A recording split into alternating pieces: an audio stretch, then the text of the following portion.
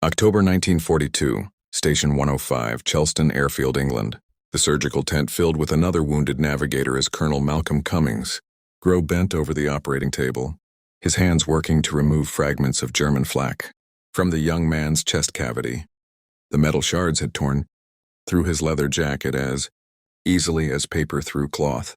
Grow's mind recorded what his eyes had seen dozens of times before in recent weeks. The trajectory was low velocity. The wound pattern suggested the fragments had already lost most of their energy before impact. If only there had been something, anything between this young man's skin and the exploding shell fragment outside his bomber. Through the surgical tent, Grow could hear another B-17 landing, engines coughing after crossing the channel from another daylight raid into the heart of Hitler's Reich. In the distance, more ambulances approached. The mathematics were becoming unbearable. Nearly 70% of the casualties streaming through his field hospital shared the same wound characteristic: slower-moving missiles, flak fragments that tumbled through the air after anti-aircraft shells burst around American bombers at 20,000 FT pieces of the aircraft itself, torn loose by explosions and transformed into deadly projectiles inside the cramped fuselages. The young navigator would survive. Others that day would not. As the surgeon stepped away from the operating table, he made a decision that would alter the mathematics of aerial warfare. These wounds were preventable. The technology to prevent them already had existed for centuries. Someone just needed to ask the right question in the right place. Within months, that question would save the first of what would eventually become thousands of lives. The collapse of unprotected bomber crews had begun on August 17, 1942, when the 97th Bomb Group launched the first American heavy bomber mission of the war. 18B sent flying fortresses crossed the English Channel to attack the marshalling yards at Rouen, Sotil in occupied France. Major Paul Tibbets led 12 bombers against the primary target while 6 others flew a diversion mission. All aircraft returned safely, but the relatively light opposition near the French coast would prove deceptive. As the 8th Air Force pushed deeper into German-controlled territory through autumn and winter of 1942, the casualty statistics began telling a grim story that contradicted every assumption about daylight. Precision bombing, October 1942, brought the first comprehensive analysis of 8th Air Force combat casualties. Medical officers compiled data from every wounded airman who passed through British hospitals. The numbers revealed a pattern that stunned military planners who had expected the primary threat to be German fighter aircraft and their machine guns. Instead, the analysis showed that approximately 70% of all bomber crew wounds resulted from relatively low-velocity projectiles, not bullets from Focke-Wulf 190s or Messerschmitt 109s, but fragments of exploding anti-aircraft shells and pieces of the bombers themselves torn loose by flak bursts. The flak environment overoccupied Europe was unlike anything American air planners had anticipated. German anti-aircraft batteries, called Flugbahn or flak, had been developed and refined during years of combat. By late 1942, the Luftwaffe had positioned thousands of guns around strategic targets. The standard 88mm flak gun could fire shells to altitudes exceeding 30,000 ft. Each shell carried a time delay fuse designed to detonate at a predetermined altitude, transforming the shell casing into hundreds of razor-sharp fragments, traveling at lethal velocities. Colonel Grow understood the medical implications immediately. The October analysis revealed that torso wounds constituted the majority of fatal injuries. Chest wounds accounted for 36% of fatalities among unarmored crews, while abdominal wounds added another 39%. Combined, wounds to the body core represented 75% of all deaths among bomber crews. The mathematics were straightforward. Protect the torso, reduce fatalities. But the solution was not obvious. The United States Army Air Forces had no body armor program in 1942. The concept of personal armor had fallen out of military favor during World War I, when experiments with steel vests proved the weight was prohibitive for infantry soldiers who needed mobility more than protection. Aviation warfare presented different parameters. Bomber crews were already encumbered by oxygen equipment, parachutes, and heavy flying suits. They operated in confined spaces where mobility mattered less than survival. Most critically, they faced a specific threat profile dominated by slower-moving fragments, rather than high-velocity bullets. Grove's surgical training gave him insight that military planners lacked. He understood wound ballistics, a fragment from a flak shell after traveling 200 YD from the explosion, point to the aircraft had lost most of its initial velocity. Such projectiles traveling perhaps 500 to 1,000 ft/s could be stopped by relatively thin steel plate. The same principle applied to fragments of aircraft structure torn loose by explosions. These were not armor-piercing bullets traveling 3,000 ft/s. These were tumbling pieces of metal that had already expended much of their kinetic energy. In October 1942, Grove submitted a proposal to 8th Air Force headquarters requesting authorization to develop personal armor for bomber crews. The proposal cited the casualty analysis and included preliminary sketches of a vest, incorporating overlapping steel plates sewn into fabric. The design was inspired by historical armor, particularly medieval brigandine armor, which used the same principle of small, overlapping plates to provide flexibility while maintaining protection. The initial response from Air Force leadership was skepticism. Weight was the immediate concern. Bomber crews already carried approximately 40 lb of equipment, including parachutes, oxygen systems, and flying suits. Adding substantial armor seemed impractical. There were also concerns about cost, production capacity, and whether crews would actually wear the equipment in combat. Some officers argued that improving fighter escort capability would be more effective than providing armor. Grove persisted. He proposed a limited field test. Produce a small quantity of armor vests. Issue them to crews. Track the casualty statistics compared to unarmored crews. Let the data prove the concept. Headquarters authorized the experiment with one critical condition. The armor had to be developed quickly and manufactured outside normal military supply channels. The Army Air Forces lacked the capacity to produce armor domestically on short notice. Grove contacted the British for assistance. The Royal Air Force had experimented with body armor for their own bomber crews, but had encountered obstacles. British bombers, particularly the Avro Lancaster, which formed the backbone of RAF Bomber Command, had extremely cramped crew positions. The confined spaces made bulky armor impractical. RAF armor experiments had been abandoned by late 1942 as unworkable for their aircraft configurations. However, American bombers offered more interior space. The B-17 and B-24, while certainly cramped by any civilian standard, provided slightly more room than the Lancaster. What didn't work for the RAF might work for the Americans. The British connected Grove with the Wilkinson Sword Company, a firm with a curious pedigree for wartime armor development. Founded in 1772, Wilkinson had built its reputation manufacturing swords, bayonets, and later razors, but the company maintained expertise in metallurgy and had a long history of armor work dating back to the Victorian era when they produced bulletproof vests for British officers serving in colonial conflicts. During World War I, Wilkinson had manufactured body armor for officers, though the weight made it unpopular. By World War II, the company had shifted most production to aircraft fire suppression systems, but they retained the technical knowledge to work with armor. Plate. Grove traveled to Wilkinson's facility in October 1942 with his preliminary designs and medical data. The collaboration that followed represented an unusual partnership between military, medicine, and civilian manufacturing. Grove brought his understanding of wound ballistics and human anatomy. Wilkinson contributed expertise in metalwork and production engineering. Together, they refined the design through multiple iterations, each one balancing protection, weight, and flexibility. The final design consisted of 3 separate pieces. The main vest covered the torso front and back. A separate apron piece protected the lower abdomen and groin. An additional piece could be configured to protect specific crew positions like the ball turret gunner who faced unique threat angles. Each section incorporated 2-in-square plates of manganese steel, each plate approximately 1 mm thick. The plates overlapped, slightly sewn into pockets within a heavy canvas outer shell, backed with soft cotton for comfort. The critical innovation was the manganese steel selection. This alloy provided hardness sufficient to stop or deflect reduced velocity, fragments while remaining thin enough to keep weight manageable.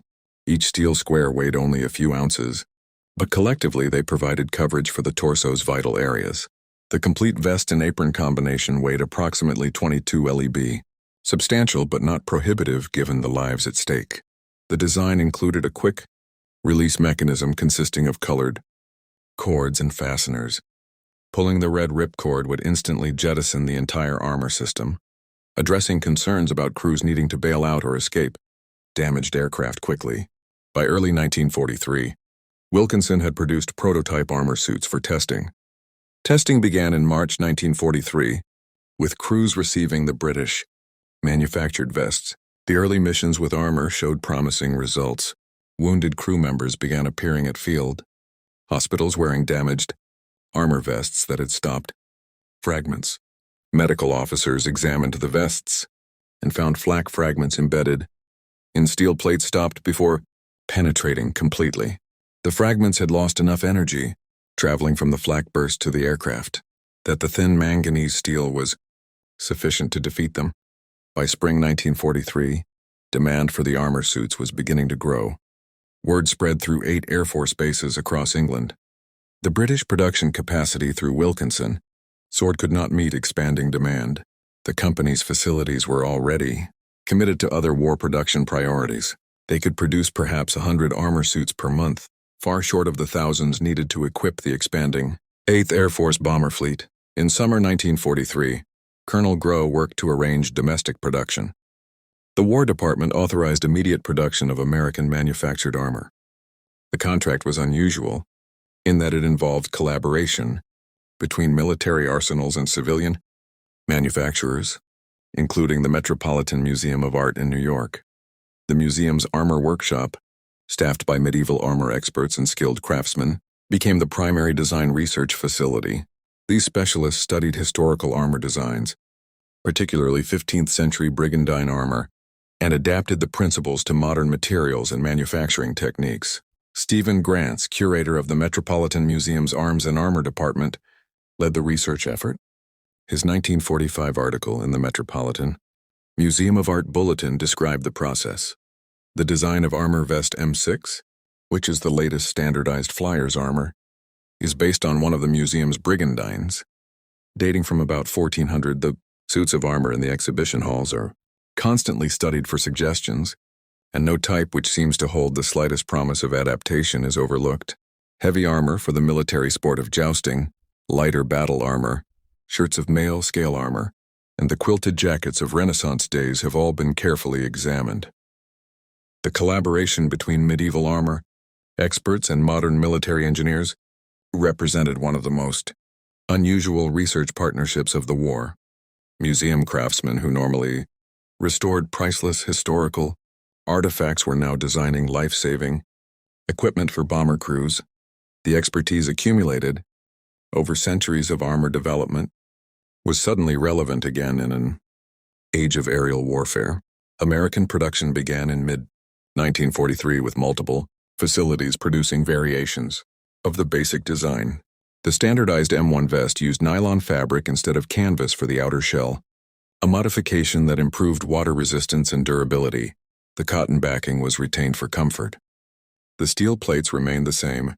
Specification developed with Wilkinson. Sword production rapidly scaled up as manufacturers across the United States began receiving contracts. On October 5, 1943, the M1 Flyers vest was officially adopted as standard equipment for all 8th Air Force bomber crews. The authorization memo specified that every combat crew member would be issued armor appropriate to their position in the aircraft. The decision represented a massive logistical undertaking. The 8th Air Force was rapidly expanding. In autumn 1943, new bomb groups were arriving in England monthly. Each group required hundreds of armor suits. The M1 vest weighed 17 lb and 6 Oz, lighter than the British Wilkinson model due to improvements in plate, arrangement, and fabric selection. Pilots and co-pilots who sat in armored seats that protected from below received a modified M2 vest with less rear coverage. Ball turret gunners received the M3 apron designed for the cramped confines of their position. Waist gunners got the M4 apron optimized for standing positions. Bombarders, navigators, and other seated personnel received M5 groin armor to supplement the main vest. The modular design allowed crews to configure protection based on their specific threat exposure. Initial resistance to wearing the armor evaporated quickly once crews experienced it in combat.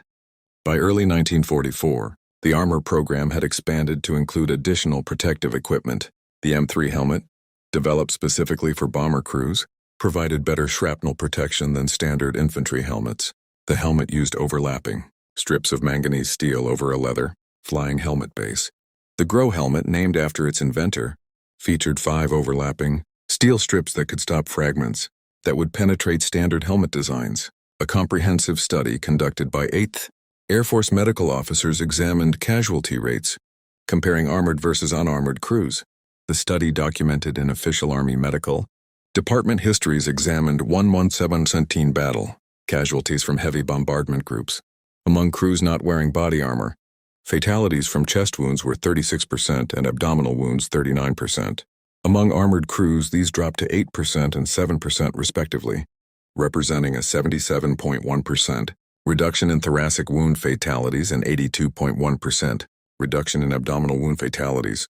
Additional analysis showed a reduction of 58% in individuals wounded and 60% in total wounds sustained among bomber crews after armor introduction. The armor could not prevent all deaths. Head wounds remained lethal regardless of torso protection. Limb wounds continued to cause casualties. Fragments striking at extreme angles could sometimes penetrate through gaps. Direct hits from larger caliber projectiles could defeat the thin steel plates. But the armor succeeded at its primary mission by stopping the majority of slower-moving fragments that constituted the primary threat to bomber crews. October 14, 1943, brought the mission that would become known as Black Thursday. The second raid on Schweinfurt ball-bearing factories saw 21 B-7 bombers dispatched. 60 bombers were lost, 17 more damaged beyond repair, and 121 returned with battle damage. The losses were devastating, representing over 20% of the attacking force. Medical officers examining returning crews found that armor had prevented many additional casualties. Crew members displayed damaged vests with fragments embedded in steel plates. Without armor, the casualty toll would have been even higher. But the armor could not overcome the fundamental challenges of daylight. Strategic bombing in 1943. Even with protection, crews faced overwhelming odds during the darkest months of the air war. The turning point for bomber operations came not from armor alone, but from fighter escort. The introduction of P-51 Mustangs with enough range to escort bombers deep into Germany changed the tactical balance. Long-range fighters could engage German interceptors before they reached the bomber formations. The combination of better fighter escort and body armor created a synergy that improved survival rates dramatically by spring 1944. By the time of the Normandy invasion in June 1944, the 8th Air Force had become a mature fighting force. Thousands of aircraft conducted precision strikes against French transportation networks and German defenses. The armor program had equipped virtually all bomber crews. Production had overcome initial shortages. By war's end, 338 780DM-1 vests had been produced along with 95,919 M2 vests. One of the most remarkable aspects of the armor program was how quickly it was implemented once the need was recognized. From Colonel Grow's initial analysis in October 1942 to full-scale production by late 1943 took just 1 year. This timeline included design development, prototype testing, contractor selection, production ramp-up, and distribution logistics. The program also represented effective Allied cooperation. The British provided initial production capacity through Wilkinson sword. British metallurgists contributed expertise in steel alloys. The UK supplied 9,600 flak jackets to the USAF under reverse Lend-Lease. American manufacturers scaled up production using British designs as a foundation. The Metropolitan Museum of Art provided design research that improved the American versions. The collaboration crossed organizational boundaries in ways that were uncommon even in wartime. Colonel Malcolm Grow continued his innovations throughout the war. Beyond body armor, he developed better oxygen systems that reduced hypoxia at high altitudes. He pioneered rest homes where combat-stressed crews could recover between missions. He instituted psychiatric screening and support programs that reduced combat fatigue breakdowns. His holistic approach to crew health addressed physical and mental challenges simultaneously. In July 1943, Colonel Grow received the Legion of Merit for developing body armor to protect combat crews. The citation noted that a study of wounds showed nearly 70% were caused by missiles of relatively low velocity, and that he led the way in developing light body armor and steel helmet that saved many lives and materially improved combat crew morale. In May 1944, General Grow was awarded the Distinguished Service Medal for developing a device to protect gunners from wind blast, electrically heated clothing, gloves, boots, hand warmers, and casualty bags for wounded, wind and fire-resistant face and neck protectors, and a special combat ration for use on long bombing missions. Frostbite cases decreased and flight efficiency increased. After a study of psychiatric failures in combat, he helped institute rest homes, a new special pass system, and special training for medical officers in tactical units. After the war, Grow was appointed acting air surgeon for the Army Air Forces in 1945 and air surgeon in 1946 when the United States Air Force became an independent service in 1947. The medical service initially remained with the Army. On July 1, 1949, Malcolm Grow became the first Surgeon General of the United States Air Force, serving until November 30, 1949. He retired as a Major General on December 1, 1949. He died on October 20, 1960 at the age of 72, having lived to see the full flowering of the body armor program he initiated. The lessons learned from the World War II armor program influenced Korean War equipment development. The M1952 vest issued to ground troops in Korea used ballistic nylon instead of steel plates, but followed the same modular design principles. Vietnam-era flak jackets incorporated improved materials but retained the basic concept of flexible armor providing protection against fragments. Modern body armor with ceramic plates and Kevlar fabric represents technological advancement, but follows the same fundamental approach that Colonel Grow pioneered in 1942. The legacy of Colonel Malcolm Grow's innovation extends into the present day. Every police officer wearing a bulletproof vest, every soldier equipped with body armor, every person whose life has been protected by flexible armor. Technology owes a debt to the flak vest program of World War II. Modern body armor has evolved technologically far beyond the M1 Flyers vest, but the conceptual foundation remains unchanged. Today's ceramic plates and Kevlar fabric are more effective than manganese steel squares sewn into canvas, but they serve the same function by providing protection against fragments and projectiles that would otherwise kill or wound. The story of how one surgeon's development of steel vests saved thousands of lives contains no dramatic battlefield heroics. There are no last stands or impossible victories against overwhelming odds. Instead, it's a story of careful observation, data analysis, creative problem-solving, and bureaucratic persistence. Colonel Grow saw patterns in the wounds he treated. He connected those patterns to a solution drawn from history. He collaborated with unlikely partners to develop and test that solution. He advocated for adoption despite skepticism. He succeeded because the evidence was undeniable and the need was desperate. The Flak Vest program demonstrated that technology can save lives even in the most lethal environments if the right problems are identified and addressed systematically. Protection doesn't require perfect invulnerability. It requires adequate protection against the most common threats to reduce casualties to acceptable levels.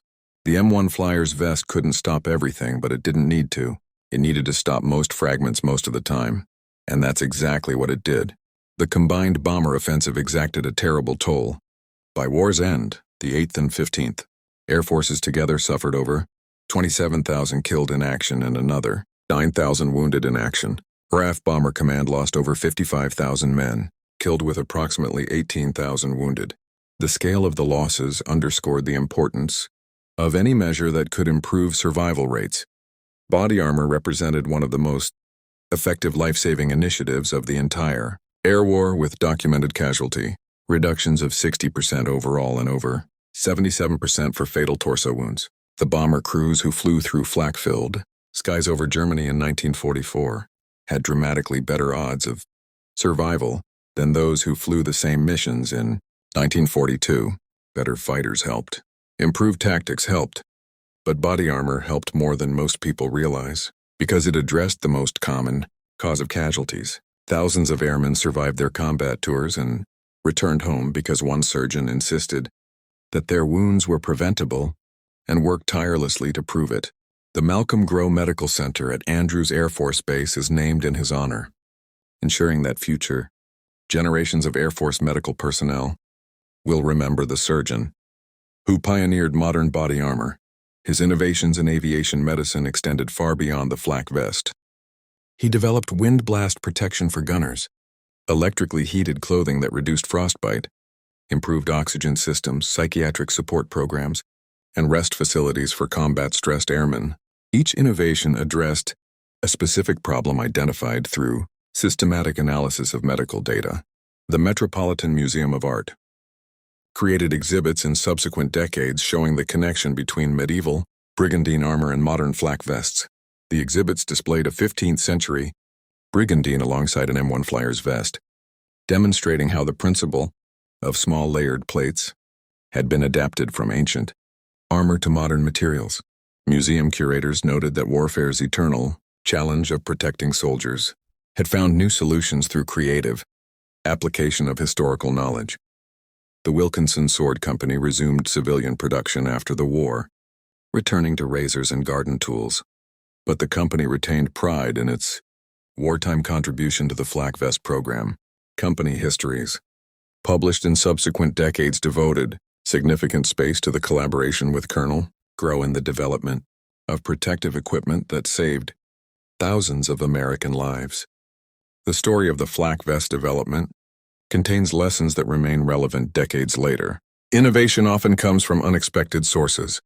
A surgical officer, not a procurement specialist, identified the problem and proposed the solution. A sword manufacturer, not an armor company, provided initial production capacity.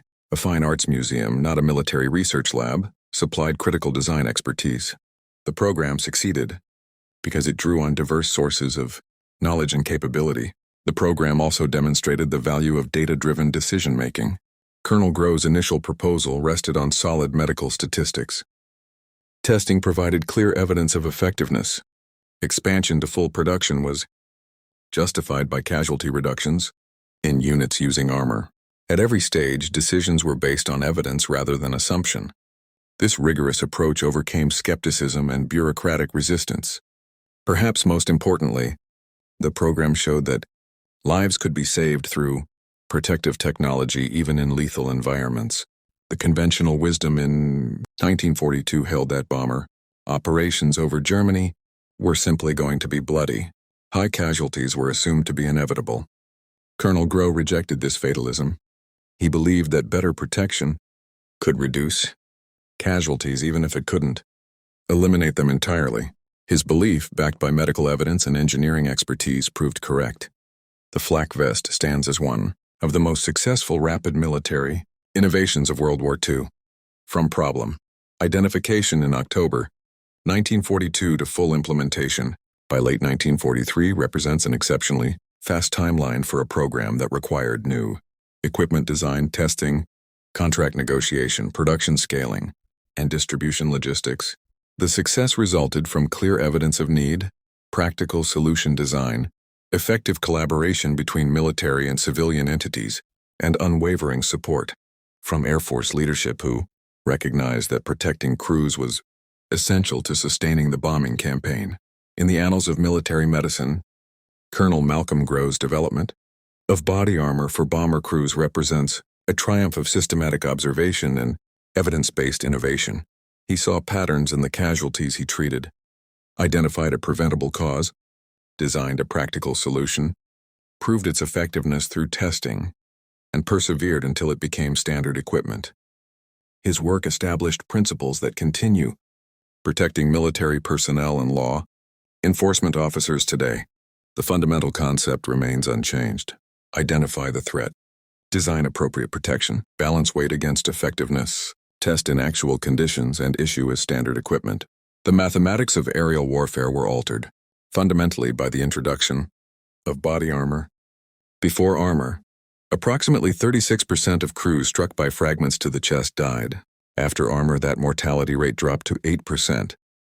The improvement in survivability changed bomber crew psychology, tactics, and ultimately contributed to the outcome of the air campaign. Crews who believed they had a reasonable chance of surviving their tours flew with more confidence. Commanders could plan more aggressive missions knowing that crew loss rates were manageable.